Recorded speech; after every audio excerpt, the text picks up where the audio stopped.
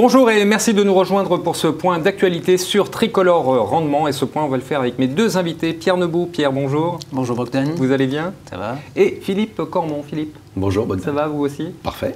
Bon allez, rappelez-moi l'essentiel sur ce fonds.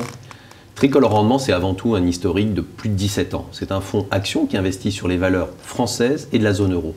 Et Tricolore Rendement s'appuie sur deux moteurs de performance complémentaires. Le premier, les valeurs de rendement, c'est-à-dire des valeurs qui distribuent un dividende régulier et en croissance.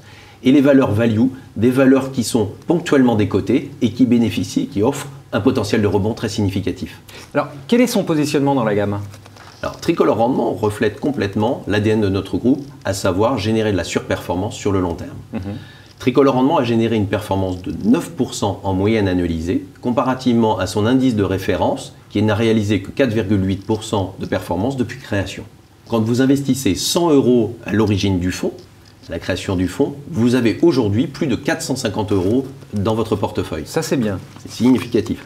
Et aujourd'hui, un investisseur, quand il a investi dans Tricolore Rendement, n'a connu que 4 années de performance négative sur un historique de 17 ans. Ah, ça c'est bien de le signaler parce qu'on a quand même connu des années noires, donc je m'étonnais un petit peu. Absolument. Pierre, comment il est positionné ce fonds aujourd'hui? Parce que le contexte est dur là. Donc, le contexte est très dur, vous avez raison.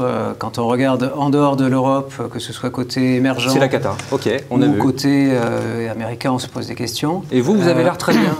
En Europe, pour une fois, on est très, très constructif puisqu'on a un environnement macroéconomique qui est plutôt satisfaisant. Alors, bien sûr, on est aidé par le pétrole, des taux d'intérêt très faibles, un change qui nous aide, mais également un crédit qui repart.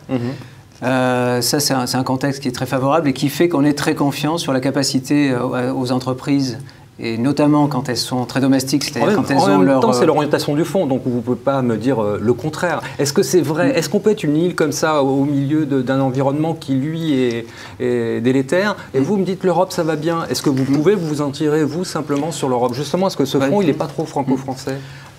Clairement, l'Europe et la France, ce n'est pas une île dans le reste du monde. Donc on est influencé par ce qui se passe et on l'a vu malheureusement sur le mois de janvier, ça a été très dur. Donc nous, ce qu'on va faire dans le fonds, c'est aller sur des sociétés qui sont le moins exposées au reste du monde, donc ce qu'on appelle ces valeurs domestiques. Ça, c'est une première approche. La deuxième approche, elle reste domestique encore, c'est sur ces valeurs cycliques industrielles qui se restructurent depuis des années. Et pour peu qu'il y ait un peu plus de croissance, et ce qu'on peut estimer dans cette zone, là, vous aurez des effets de levier qui vont être assez significatifs. Et donc, cette confiance dont je vous parlais sur la croissance des bénéfices, je pense que sur ce type de valeur, on peut avoir des surprises parce qu'il y aura des effets de levier un peu justement, très forts. les industriels, ce n'est pas la mode actuellement sur le marché. Et vous me dites les industriels, vous pensez à qui notamment? Alors, on va aller sur des valeurs domestiques du type Saint-Gobain, qui va bénéficier de cette reprise dans la zone euro. Un titre comme Thales également, qui démontre sa capacité à générer une croissance très rentable dans cet environnement.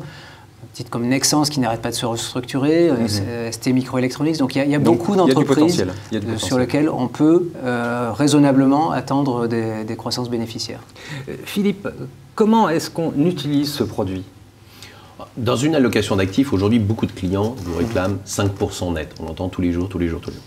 Aujourd'hui, dans l'environnement que l'on a des marchés financiers, il faut impérativement avoir une quote-part d'actions dans un portefeuille pour réaliser cette performance.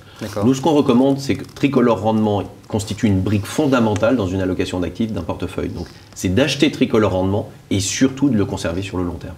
Très bien, ce sera le mot de la fin, Philippe. Merci beaucoup. Merci à vous. Pierre, merci à vous aussi. Merci.